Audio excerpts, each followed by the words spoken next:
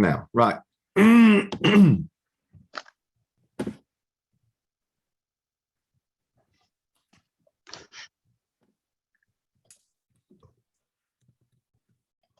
Is that working? Can everyone see the PowerPoint? Yeah. Great. Okay, so there we go, Iris. Off you go. Yep. You got it? Will when it comes. Ah, there it is. Oh, that's weird. It's going very slowly. I can see it. Right. Yeah. It seems to sometimes delay. Yep, I've got it. Yeah, good. Right. Jacob returns to the Holy Land after a 20-year stay in Haran and sends angel emissaries to Esau in hope of a reconciliation. But his messengers report that his brother is on the warpath with 400 armed men. Jacob prepares for war, prays, and sends Esau a large gift consisting of hundreds of heads of livestock to appease him. That night, Jacob ferries his family and possessions across the Jabbok River. He, however, remains behind and encounters the angel that embodies the spirit of Esau, with whom he wrestles until daybreak. Jacob suffers a dislocated hip, but vanquishes the supernal creature, who bestows on him the name Israel, which means he who prevails over the divine. Oh. Jacob and Esau meet, embrace, and kiss, but part ways. Jacob purchases a plot of land near Shechem, whose crown prince, also called Shechem, abducts and rapes Jacob's daughter Dinah. Dinah's brothers Simeon and Levi avenge the deed by killing all male inhabitants of the city, after rendering them vulnerable by convincing them to circumcise themselves. 1 second. More coming up. Yeah. Let's see what's going on out there. Jacob journeys on. Rachel dies while giving birth to her second son, Benjamin, and is buried in a roadside grave near Bethlehem. Reuben loses the birthright because he interferes with his father's marital life. Jacob arrives in Hebron to his father Isaac, who later dies at age 180. Rebekah has passed away before Jacob's arrival. Our Parsha concludes with a detailed account of Esau's wives, children, and grandchildren, the family histories of the people of Seir, among whom Esau settled, and a list of the 8 kings who ruled Edom, the land of Esau's and Seir's descendants. Thank you. Sorry, I printed the share in the printer and I completely forgot to get it. So just chat to myself for a minute. I'll go get the share. That would help. Thank you.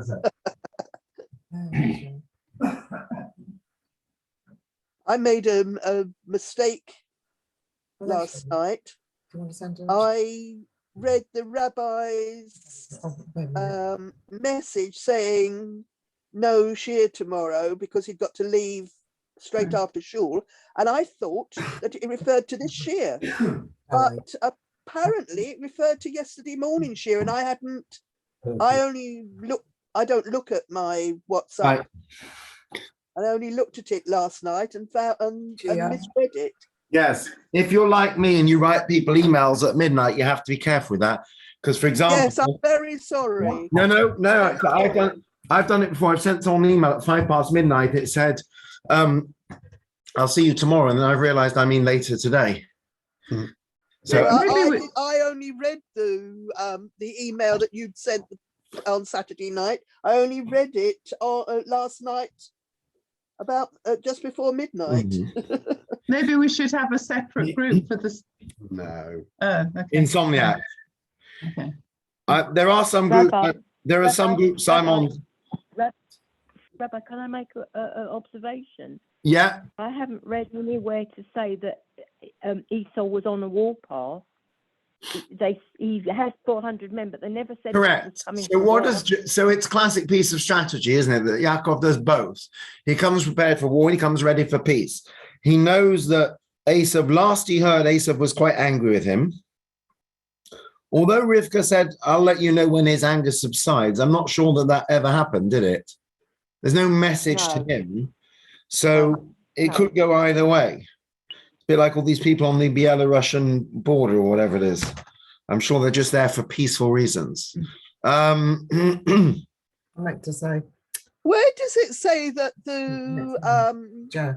the messengers Jacob sent to Esau were angels? think Rashi says. I don't know exactly how that works because I don't have angels on my payroll, but I think Rashi says. I believe. Right. Let's have a look at a few things here. I think someone touched on this last week. If you had to sort of pick one of the 7, I suppose, patriarchs and matriarchs, well, no, let's stick to patriarchs for a moment. If you had to pick one of the 3 patriarchs who's the sort of father of the Jewish people as we know it, also in terms of how we are referred to, who would you choose? Jacob. Why? Israel. Right, we're called the Bnei Israel, the children of Israel, right? The 12 tribes, that's where we split up and whatever. We are called often the Beis Yaakov. That's what the school's named after, Beis Yaakov, right? There's no school called Beis Avram, Beis Yitzhak, it's all Beis Yaakov. Kehilas Yaakov. One second. Yeah, Torah Tzivalanu, Morasha, Kehilas Yaakov. Yeah, generate the congregation of Jacob. So, question: who started the Jewish journey? Abraham. Right. Who was the one that was prepared to be sacrificed? Isaac. Right. Who saved his family in the years of famine? Joseph. Right. Who led the people out of Egypt? Moses. Who took them into the promised land? Joshua. Joshua. Right. Who was the greatest king? David. Who built the temple? Solomon. Right? And then we had prophets through the ages that were the voice of God. And who's the one that we were just saying last week? It's really interesting, by the way. I'll come to that in a minute. Who's the one we were saying last week gets into all kinds of strife? Is, of course, Yaakov, right? He has tense relationships with his brother. He's got difficulties with his 2 wives, his father-in-law, at least 3 of his children.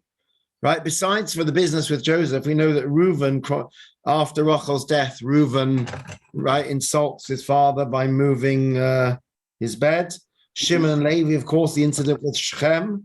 So at times he's full of fear. At times he seems to act quite dishonestly. Let's be honest.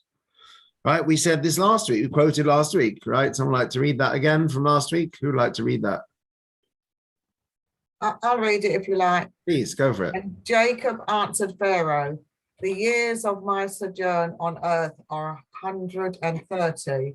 Few and hard have been the years of my life, nor do they come up to the lifespan of my fathers during their sojourn. Right, a bit old English. We said that last week, right? He said, I've had a hard life. There's a lot of sorrows. A lot of sorrows. Does that come across as a hero, a founding father? Oh, my life has been one long piece of sorrows. The kids, the grandchildren, my brother, just one thing after another. It doesn't bode well, really. So, and we touched on this last week. On the other hand, he's taking it to heart. All his family. He's taking it onto himself. And Part of his life. And some might say it teaches us that life is not smooth and that our heroes are often flawed people. Exactly. Interestingly, and unfortunately, I couldn't find the source for this. I don't have the book myself, I don't think. But very interestingly, we have, if you look in the Talmud, you have what we call basically the Talmudic debates, halachic debates, which are often called shakla v'tarya, which is basically give and take. Which is the halachic works of Torah, and then you have what we call Agadta, which is the stories. So you'll be learning the Gemara, and it will say, I don't know, the school of Hillel said you have to say Shema at this time. The school of Shammai said you have to say Shema at that time. You've been placed on hold. Please wait. Oh, hello. Yeah, we're here. We're on hold. It might be Beryl. That's the phone connection, right? And then I hope she's back with us. Beryl, are you back with us? Oh dear, we've lost her. Okay, hopefully she'll come back in a minute. You've been placed on hold. Please wait. Mute her for a sec. Okay, and then We have Agata. So, for example, the Gemara will say, Beis Hillel say you say the Shema by this time, Beis Shammai say you say it by that time. And there was a story once that Beis Hillel, someone from the Academy of Hillel was saying Shema, and Elijah came to him and told him that in heaven they say Shema at 3 o'clock in the morning. And there was another story of a chap who was wandering one day, and you'll get all these kind of allegorical stories. So it's actually called Ein Yaakov. It's the Agata. It's the story and midrashim that we find in the Talmud. We often find midrashim that are quite colorful. So there is an introduction to the Ein Yaakov called Mavo. Oh, I just saw it. I think Mavo HaAgata, which means introduction to all the Agata stories. Agata is like Haggadah. It means stories, basically, as opposed to kind of halachic works. Sections of the Talmud that are more allegorical. So in that introduction, according to Rabbi Sachs, and also in an essay which is written by a chap called Zvi Hirsch, I don't know how to pronounce his name, Chajes, he was Polish, so probably Chayes or something like that. And unfortunately, I couldn't find the source of that either because I wanted to look at it in the original. It basically says that it's kind of, we touched on it last week, we have this black and white image of Jacob is all good and Esau is all bad, and everything Jacob does must be good and everything Esau does we assume is bad, even though that's not necessarily the case. And when they reconcile this week, Esau seemingly overcomes his inclination to try to murder people, is actually friendly to his brother. And we mentioned before that Yaakov's sons, Shimon and Levi, although they were very well brought up, were renegades that went off and started a massacre. So people don't fit into neat boxes. But he says in the introduction to the Agata that for the purpose of the lessons that we learn, and basically as a kind of midrash, because otherwise it would be too gray, that the Torah is very subtle, things are a lot of gray areas. But when we tell these stories to our kids, if you like, and when we sort of try to learn lessons from these stories, we kind of simplify everything into black and white, right? So this guy's good and that guy's bad. In reality, we know from Tanya also that's not really the case, that people are complex and they get pulled in different directions. And human beings are complex. And yes, there is such a thing as a perfect tzaddik. I don't know, certainly our patriarchs were tzaddikim, but human beings are complex. So he's this Rabbi Chayas, if you pronounce it that way, says based on the introduction to the Agata that basically, no, it's not as simple as we make out, but for the purposes of learning lessons and droshas and midrash and basically, what we teach our kids, we kind of oversimplify it. We make them into pantomime villains, essentially. I thought it was quite an interesting idea. So there is a recognition in the traditional sources and commentaries that life is not as black and white as people might make out, but it's easier to understand it that way. It gets very, if you're going to start understanding everyone as being multi-dimensional characters, makes it harder to learn lessons. Now, you might turn around and say, on the other hand, though, that's when we run into difficulty because we get our heroes are flawed. And then we say, well, how could he be so great if he cheated his brother or whatever? Are they not just examples of how people really are? We are a reflection of them, and if we're in God's image, and God made all these people in this image, then we can learn from their behaviors, both positive and negative. Yeah, and it's the complexity of the human being that we have free choice and we have different inclinations. But basically he says there, yes, we do often oversimplify it, and no, it's not as black and white as we like to make out. And maybe Asaph does get a bit of a bad press, possibly Ishmael as well. But the fact is, you could say the same thing with the story of Yitzchak and Ishmael. We have a very clear narrative of how we understand it. Muslims have a very different narrative of how they understand it. They're both right. And both wrong. I don't think there's evidence that Ishmael was necessarily a bad guy. He just was. He was the Prince Harry. He wasn't the designated successor. Yeah. Actually, the only thing we hear to his discredit is the fact that as a child, as a boy, he made fun of his little brother. Yes. And as a man, he married unsuitable women. But those are the only things we actually hear about him doing anything wrong, isn't it? Right. Is there anything else? But I think since time immemorial, Jewish children, when they were rebel, have said something to their parents, you know, I'll go marry who I want and there's nothing you can do about it, right? Yeah.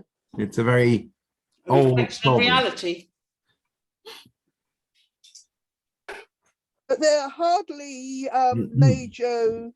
major crimes, are they? There was an interesting case, by the way. I ever told you about the case about the chap that sued his grandmother's estate? It was a case in America.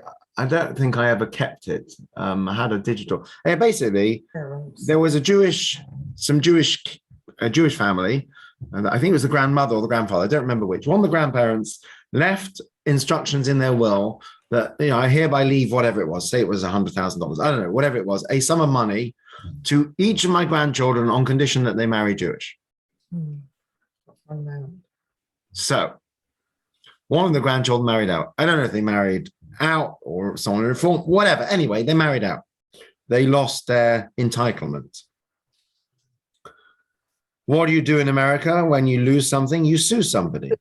So they sued the estate, or I don't know exactly who they sued. I presume the estate or the executors or whatever, on the grounds that it was a violation of their fundamental human rights, because it's a fundamental human right to marry whoever you want, right? It's also a fundamental human right to leave your right. So I think it's totally ridiculous, because the grandmother never said you can't marry who you want. She simply said, I'll give you all the money if you marry a Jew. Right? Had she said, I forbid, you know, put some physical impediment to their marriage. So the other thing about it is it doesn't smell right. Because at the end of the day, even if you think that's bigoted and racist and so on, the fact is that's what the grandparent did. So you know what? Don't take the money. Stand on principle. Say, I don't want your money. So basically they sued. I think they actually won. They won. Yes, I heard of this before. But it's the sort of thing where it grates on you that even if legally they were right, morally, clearly they knew what the grandparents' intention was, and it was a real chutzpah. But anyway, yes, the people's right to Ishmael married some, from bad stock or whatever. Anyway, but Esau married Hittites, didn't he? He married somebody that his parents didn't approve of. Yes. Did they disown him as a result of that, or did he just choose to be disowned?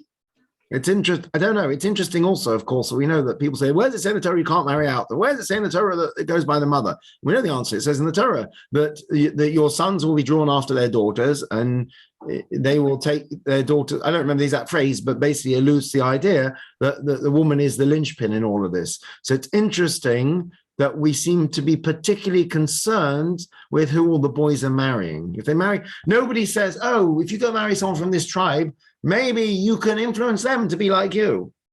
They don't seem to have much faith in the ability of maybe men are naturally more peer-led, right? I don't know. It's interesting if you think about it. You know, oh gosh, no, if he marries one of them, he'll be led astray. We never seem to hear it for the women so much. Anyway. So much better. So why Jacob? Let's have a look. So as Rabbi Sachs says, Judaism, what if you had to use one adjective to describe a Jew, perhaps in slight humor, what's the adjective you might well use? Look at Jewish history. The end of Fiddler on the Roof, they all pack their bags. Ready to escape. Right. The wandering Jew. Yeah, the homeless Jew, the wandering Jew, the nomadic Jew. We're always on a journey. We're always going somewhere. We're always getting ready to leave. I found it very interesting that Margaret Hodge said that her father said to always have a bag packed? Yeah. You know, she sounds extremely English. She's got a title, you know, and yet, you know, she said that. I knew somebody whose mother was a refugee from Germany. She was a very respected doctor in the community. She was as English as you could get. She always made sure her passport was up to date. They had a saying by Hasidim in Russia that the minhag was to always have a current passport and keep it somewhere nearby. You never knew when you would need it. You know, as no matter how comfortable Jews felt, this sense of having your bag packed or having your passport up to date. Isn't that really the basis of why Jews tend to go for professions like doctor, lawyer, jeweler, because they're things that they can take with them as I- a worker. They're Yes. things they've got a profession wherever they go.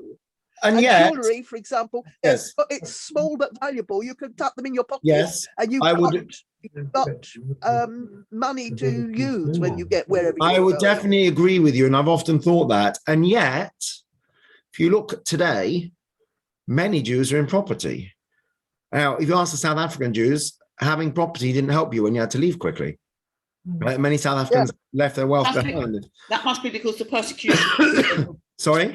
Persecution is not as overt in many ways, that you don't have to think about, if I have to run, how many people actually of my generation think I might have to leave the country, therefore I need to make sure I've got a job that I can do when I get wherever I'm going. Yeah, I think, look, even with all the Jeremy Corbyn, I would say fear mongering, it was very real. You know, how many people would seriously, maybe some more people thought maybe I'll make Aliyah. I mean, French Jews have definitely increased their Aliyah both to Israel and to England over the last 5-10 years because of anti-Semitism in France. We don't have this sense that we No, must have a no, job it's not a sense of urgency. I mean, if you go back to, many South Africans made hard choices to leave their wealth behind because they wanted to get out because it was so dangerous. How many of because us they have, were Jews or because they were white? probably both, but how many of us have because they were white, probably. How many of us have sat down and said, okay, if I had to leave tomorrow, I'd have to leave behind, I don't know, I might lose my home, I might lose my inheritance, I might lose my, people that go on Aliyah at the best of times struggle to restart their careers. What you say, Iris, is, I mean, the truth is being in the legal profession isn't so portable because you have to retrain, and doctors have to retrain, Similarly. Yeah, I suppose, yeah. But yes, so Judaism is, as much as it's a faith, it's a journey. Begins with the journey of Avram and Sarah, right? What's the first thing they're told? Leave your land, of course. Bags and go. Yeah, get up and go. We have lots of get up and go. Journey of Avram and Sarah to an unknown destination. The journey, of course, across the desert for 40 years and into the promised land. And in fact, if you look in the Parsha of Masai, when it describes the journeys, it doesn't even use the word settle. It says they camped. They left one place and they camped in another. They camped in this, they camped in that. Right? It almost seems like we never settle down. When we settle down, we're in danger. Very interesting. And that's a metaphor as well. When we become too settled, we become too comfortable, either physically or spiritually. Let's see what it says in Devarim. This is what Moshe says. Who'd like to read? I'll read. When you have children and grandchildren and have been established in the land for a long time, you might become decadent. I suppose you could read assimilated for that. Right. I'm not sure decadent is the best translation. It says, I can't think what the original Hebrew is now. I should have printed it. But yeah, you basically become complacent. You become too comfortable. And then when you're comfortable, you forget often what's really important. You forget your identity, right? And as Margaret Hodge said, she touched on something. What was the book about? Was it Bernard Wasserman? Is that his name? The historian, Bernard Wasserman, is that his name? I think so. Wrote a book a number of years ago about how anti-Semitism has basically kept Jewish identity alive. Yeah. It's a very negative identity, but look, it's like they say in Israel, when there's a war, everyone pulls together. When you're under siege and you're under threat, people suddenly come out of the woodwork. When things are quiet and hunky-dory and everything's great, people become very comfortable and settled and, assimilated, essentially. It's true. It's true, unfortunately. So Moshe warns us about that. He says, once you become established, you become settled. Settled can have a double meaning, right? Settled can mean, and by the way, what's the word we use to dwell in a land, to live there, is lashevet, to settle, to sit, right? To sit in the land, to settle. So on the one hand, it's good to be settled, right? Mentally, certainly. On the other hand, comes with a danger. When you're too settled, you're too comfortable, quite literally. So yeah. I've just looked it up. It says corrupt. Thank you. That's interesting. So it's actually worse than that. It's saying you can be easily corrupted because you become too comfortable. There could be some truth in that as well. You know, one of the things that we often hear is that people forget that we're in Galut and they behave in certain ways, religious Jews sometimes particularly, behave in certain ways that if they would actually feel like they're on show and, you know, a pogrom could start tomorrow if you double park, they might not do it. But we don't live in that kind of a world, right? We're a bit too comfortable, particularly in Jewish areas. We're very comfortable. So that sense of corruption, that takes it even further, I think. It's more than just being comfortable. It's actually being, you know, wrong and corrupt and not good. So how do we avoid that? We have constant reminders of where we came from, right? You were strangers in the land. You must always remember the Exodus from Egypt. Remember how your ancestors lived in booths. Go out to your garden for 7 days a year, 8 days a year to remember Sukkot. Remember that, you know, we said before, I think, was it 80 something times the Torah tells us to be kind to strangers because we were strangers in the land? You know, constant reminders of where we came from. Why? Because we shouldn't be too comfortable. It's a metaphor for many things. We shouldn't be too comfortable physically because then we stand still. And spiritually also, why shouldn't we be too comfortable? Because this world is not our final destination. So we should recognize that there's a purpose to life and there's a balance between the spiritual and the physical. And there's a tension between heaven and earth. I'm sure we've probably mentioned before the idea, I don't know where it's from, but why does a kosher species have split hooves? Because you need, on the one hand, you need to be grounded, you need to be connected to the ground, right? A circuit needs to be earth, the person needs to be grounded. Nobody wants a person, you know, it's nice, it's cute when you're 5 years old and you have daydreams, you know, when you're 35 years old and you have a wife and kids and you're not grounded, you know, and I don't know, you go out one day and you wander off for a couple of days in the forest. Oh, I was just reciting poetry in the forest in Tzfat. You know, I was communing with the Almighty God. Or, you know, are you going to get a job? No, God will provide, you know, and there are people like that, you know, very flighty people who have no grounding. And you don't want someone like that marrying your son or daughter. You worry about it because, you know, how are they going to provide for their family? They have no sense of, they're like an overground child. So on the one hand, you have to be grounded.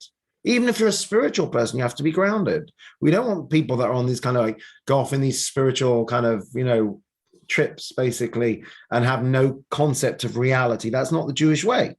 The Jewish way is to build a family, to have a home, to put a roof over your head, to get a job and work the land, the blood and sweat, as we learn from Bereshit. At the same time, you need a separation between yourself and the ground, which is the split hoof.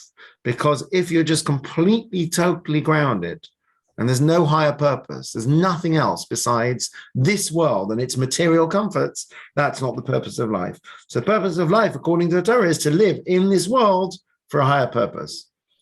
Live in this world, you need to work, you need to hopefully have a family, you need to provide for your family, you need to put bread on the table, you need to pay the bills, we need to worry about all these things. Once a week, we have a day off from that, Shabbos. And the rest of the time, we should know that there's a higher purpose. And whilst we're doing all these things, which can be very cumbersome and very mundane and sometimes very, very time-consuming and troubling, we should know that that's not the ultimate purpose of life. We always say that's why we call up a bridegroom at an ofroth. Because I don't know about nowadays, but once upon a time, when you got married, that's when you moved in together and suddenly you have to start paying a mortgage on your own home. Till now, you're living with your parents, obviously. So you're about to suddenly have all these responsibilities. And the message we give to Chatan is, we call you up to the Torah, that there's a higher purpose in life. It's a very important message. So maybe it's the same idea with the journey, says, as Rabbi Sachs says as well, that we're always camping out temporarily. We're never what do you call it? We're never Settle down. too settled. I'm trying to think, well, there was one Rebbe or something that somebody once came to his house, and where is the Chafetz Chaim? Maybe I don't remember. Somebody came to his house and he had a very simple furniture. And they said, "How can you live with such simple furniture?" And he asked him, you know, when you go on holiday and you stay in an inn, you know, do you bring all your, you know, your three-piece suite with you and your dining table and your chairs and your, you know, four-poster bed or whatever? He says, of course not. Why not? He says, because it's temporary. He said, okay, so my sojourn in this world is also temporary. I don't need creature comforts. Okay, some of us do need creature comforts, but it's an idea that we don't get too settled. We don't become too comfortable. We have this, it's interesting, tension, right? Is tension a good thing? Depends its purpose. Generally less, because it keeps you on your toes. Right. So you have certain tensions. So often we say opposites attract. So you might have a couple that the husband is very organized and the wife is very disorganized, and there's a certain tension between them, but they find a balance. Or the husband is a strict disciplinarian and the wife is very kind and giving and, full of, no boundaries. And they have to bring up the kids together, and there's a tension sometimes, but you find a balance. Or maybe you have, I don't know, the rabbi wants to spend all the money and the treasurer says you can't spend any money.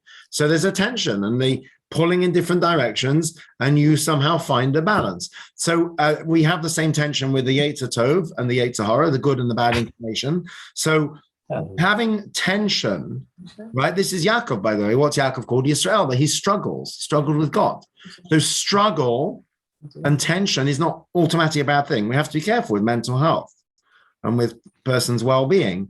But the idea of living in a state of flux is a very Jewish idea, that we're constantly being pulled in different directions of choices. Tension is not automatically a bad thing, right? Surface tension is definitely not a bad thing, right? It helps things to flow. So tension is not automatically a bad thing. Tension between physical and spiritual, tension between, our Jewish identity and our, if you like, our British identity. We are physical beings and we also have a soul, and there's a constant tension between them.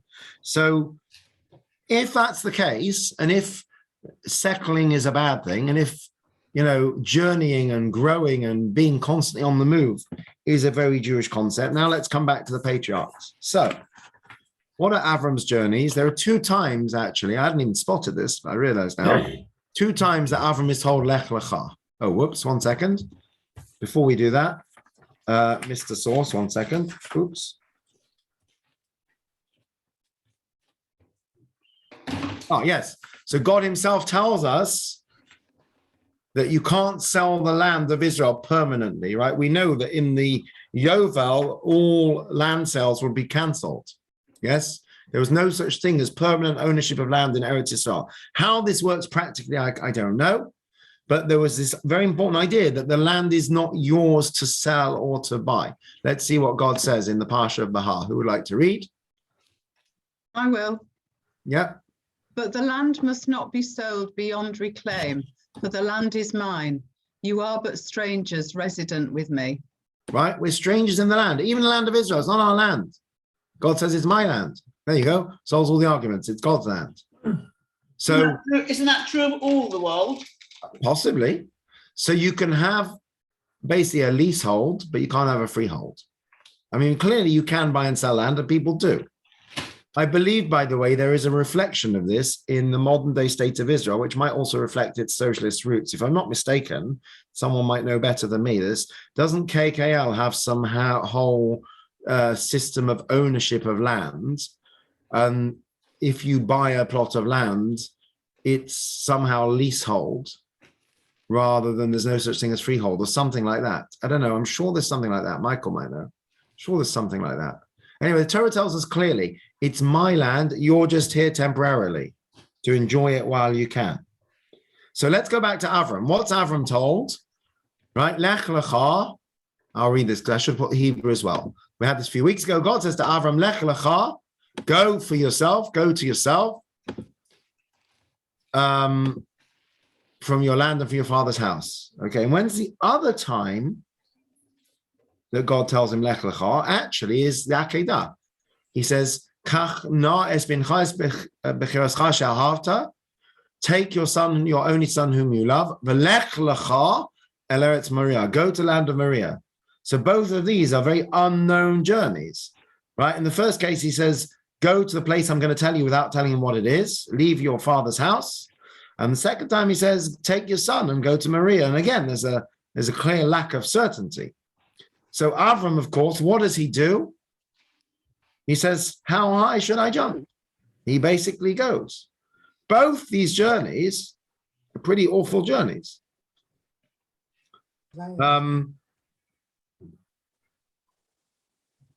Avram's told to leave his home, everything that's familiar to him, with absolutely no idea where he's going. Then he's told to take his son, and the implication certainly is that he's going to offer him up. So Avram takes these pretty horrendous journeys, pretty treacherous journeys in the spiritual sense and the mental, treacherous journey isn't just a physical journey. It can be, the mental exhaustion and the spiritual anguish here. And yet Avram does it. He does it without question. He even gets up early in the morning to do it. What about Yitzchak? We don't know that he didn't question. We only know that it's not written down that he didn't question. We don't know what he was feeling or what he must have been very... No, but does Yitzchak travel? So interestingly, what does Avram say to his, to Eliezer? Go and find me a wife. Right, and don't take Yitzchak there. Basically, I don't want him to leave the Holy Land. And the one time he does leave, he goes to the land of the Philistines. We read about. It's quite limited, right? It says he lived in Gerar. We had that recently, but it's quite limited compared to Avram and Yaakov. He doesn't wander all the time. There's like basically one journey we're told about, and the story with wells and whatever. But it's quite limited. Generally speaking, he doesn't seem to travel. Avram travels. He has to go on quite treacherous, daunting journeys where he's no idea what the destination is. What about Yaakov? I've often thought, Rabbi, that when Jacob went to find his wife, he being a cousin, he's never met her before. Didn't they have any family get-togethers and things when the children were smaller, or were they a long way away? A long way away. I don't know. Maybe people did it on Zoom. People look different on Zoom. I'm guessing that. Look,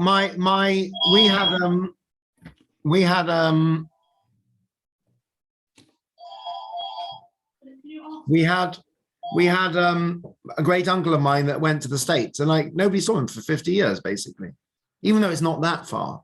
Nobody saw him. It was just people. In my family, we all lived around Walthamstow. All my mother's family, my father's family, all lived somewhere in close. A lot of them within walking distance of where we lived, but we never saw them. Right. We never went to visit. We visited my father's mother once a year, and she lived only 10 minutes walk away. I think it might be a mindset, by the way. We just didn't see them. Right. I have Israeli cousins. My uncle and aunt went on Aliyah in the 1970s when their kids were really young. And I first met them for my bar mitzvah. My parents took me to Israel, basically. And that's when I first met them. I hadn't met them for like 12 years. And after that, you see them every couple of years. I think it's a certain mindset. So certainly in those days, with all the challenges of travel, I suspect, people didn't meet their families, possibly. Anyway, Yitzhak doesn't travel very much.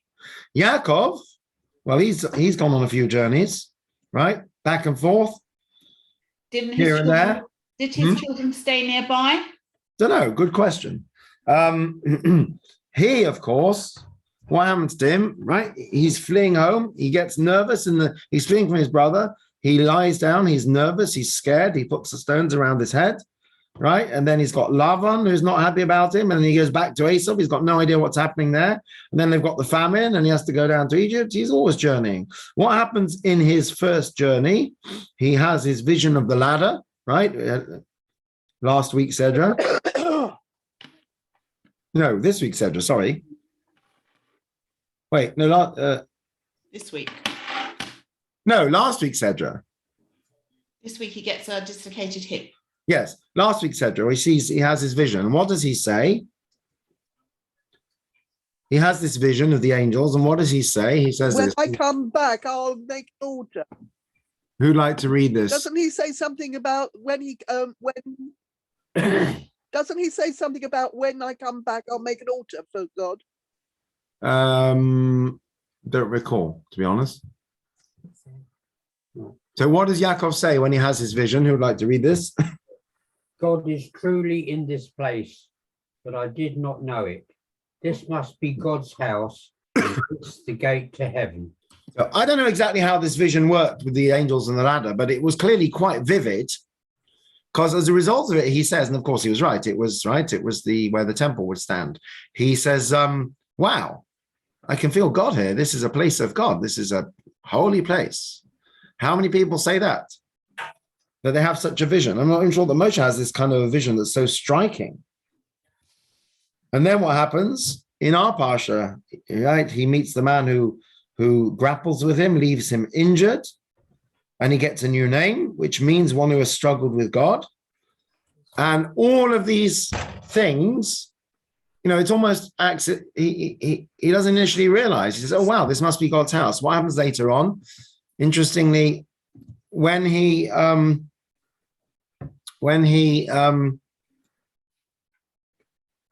his encounters are described in a very specific way. I'll just read the next two to you, and you'll see. This is it says, Vayifka b'makom, he came upon a certain place. Vayolan Sham, and he stopped there for the night, for the sun had set, and that's when he took out the stones, and that's when he has his vision, right? Vayifka, hold on to that word for a minute. And regarding the end of last week's Seder, it says, Yaakov went on his way after meeting with Esau, Vayifku vo malachei Elokim, and he encountered angels of God. Lifgoa means almost like a happenstance, like, oh, I just happened to bump into them. It was almost incidental. It wasn't planned. It wasn't scheduled. I wasn't expecting it. I was surprised by Hashem. A pigua, by the way, in modern Hebrew, I'm afraid, is a terror attack, an incident, a happening, right? So I think the connotation is something unexpected. I'm not sure the exact definition, but I think it's something unexpected. So he had an unexpected, chance, unplanned encounter. So Yaakov's on these journeys. It's all kind of very erratic almost, right? 1 minute he's fleeing his brother. Suddenly he sees God and angels as he has a vision of God talking to him.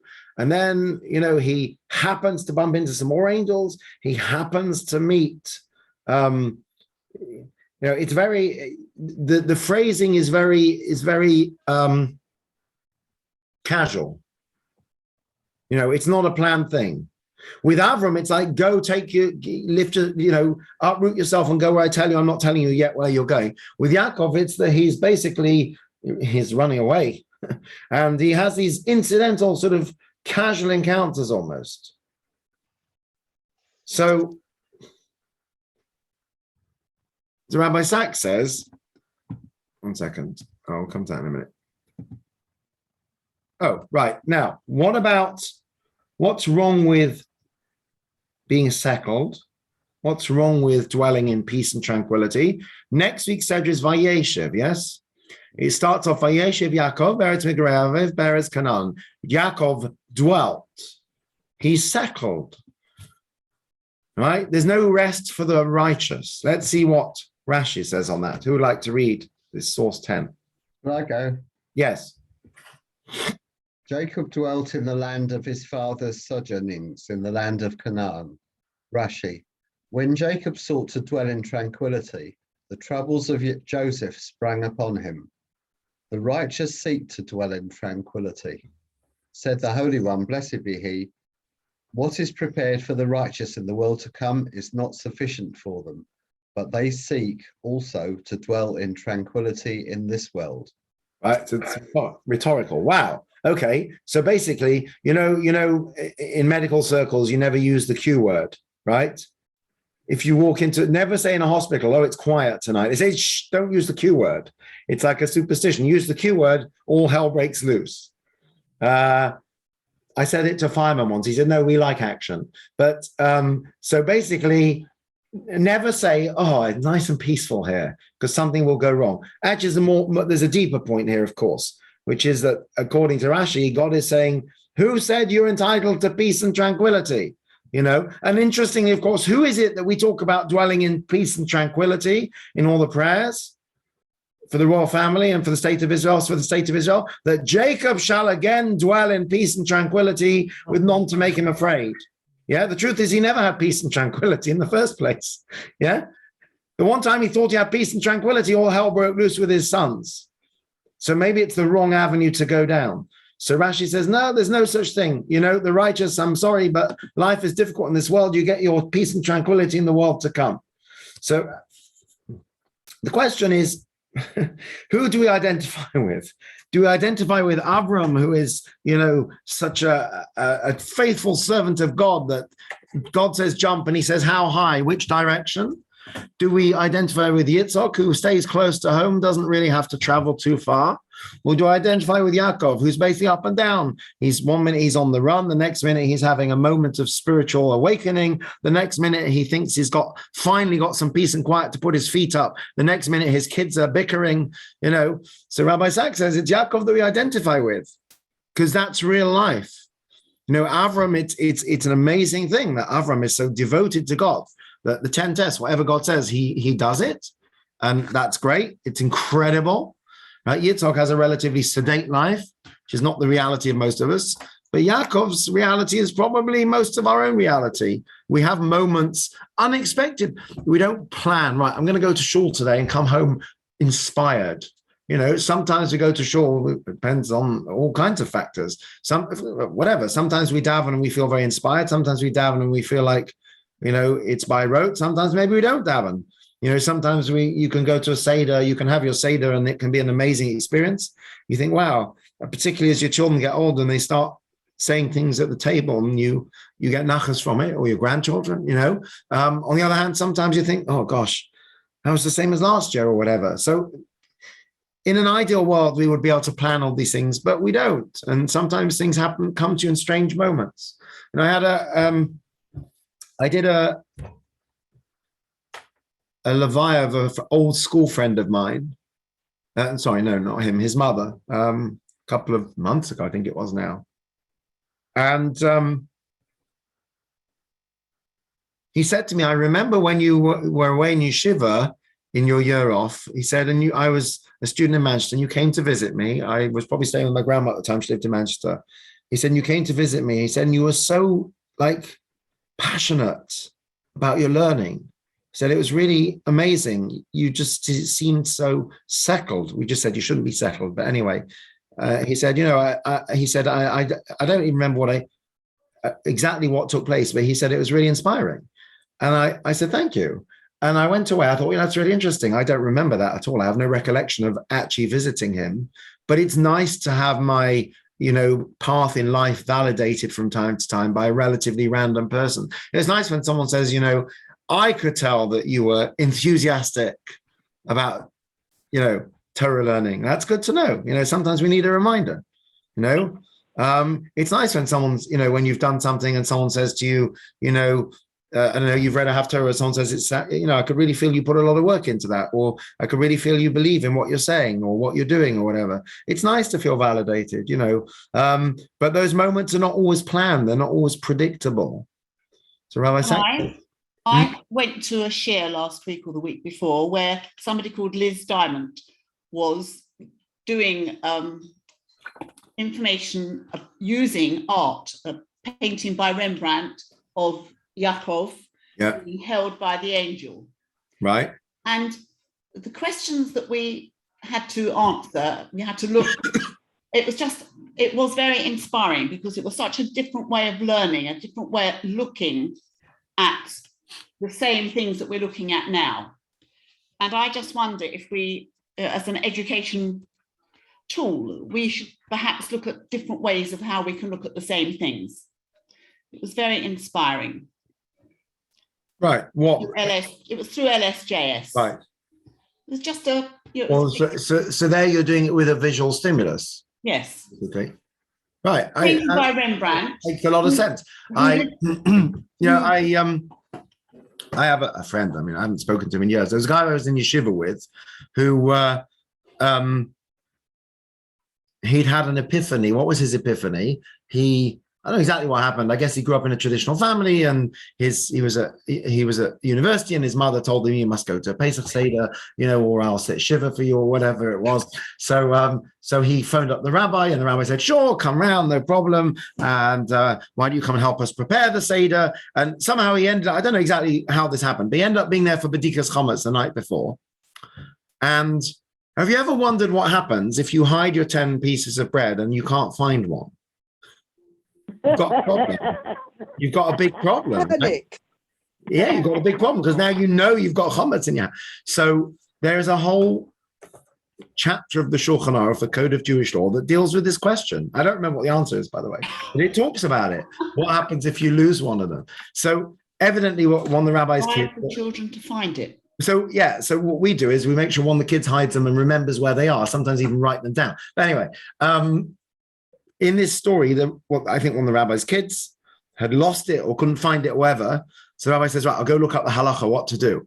And my friend was so impressed by this lifestyle that considers every possible eventuality, that he found that very inspirational. Now, a lot of people would say, oh, that's typical hair splitting, who cares? God knows that you didn't mean to lose the chametz, get over it, move on with your life. But he found that very inspiring. And not everyone would, and some people find all kinds of things inspiring. I've heard people, I've sometimes been to a talk or something which I thought was dreadful, and people said, oh, it was really inspiring. So we don't know. So actually, about that chametz, when you actually nullify the chametz, you say that anything else that's left, anything that whether I know it's correct. there or not. Yeah, so I think you do cover it. It's probably not the end of the world, but that's the way he told the story, and he said that's what inspired him. Everyone has different inspiration. People. I'm sure I told you the story of the guy I knew, a Russian guy in Montreal who was moving house. I'm sure I've told this story before. He told the story of how he became Shomer Shabbat. He said that he grew up, he was a secular Russian Jew. He phones up this company. He says, I'd like to book a removal, moving from A to B, and I'd like to move on Saturday, whatever it was, 23rd of July. The guy on the other end says, I can't do that. It's the Jewish Sabbath. He says, well, I'm Jewish and it doesn't bother me. He says, are you Jewish? And the chap says, no, but I'm assuming from your name you are. His name is Goldstein. He says, I believe in God. He says, your God will forgive you for breaking the Sabbath, but he won't forgive me for encouraging you or for empowering you, whatever. He said he got off the phone. He was like, he's like, white, like, what is going on? What just happened to me? This non-Jew basically just destroyed my world. He said he was so affected by that this non-Jew cared more about Shabbos than he did, that he started keeping Shabbos, basically. He's been doing it for like 30 years since. But, different things inspire different people. So, but this idea that, it's the classic one, why do righteous suffer as well? So this idea that we should have tranquility, that sounds quite harsh, but the other way of understanding is tranquility means familiarity, and familiarity breeds contempt. And the challenge is to keep things new and fresh and not become settled and comfortable. Tranquility also means peace, and right. Peace is not about who doesn't want to absolutely that. Right. And people often say, I say to sometimes when the kids are arguing, I say to Blim, I want a quiet life. She says, well, you don't get one with 9 kids. It's whatever. One day, please God, they'll all grow up. Anyway, let's see what Rabbi Sachs has to say in conclusion. Right. Who would like to be Rabbi Sachs today? Well, not be him, but read him. Any volunteers? In the voice. Go on, Dan.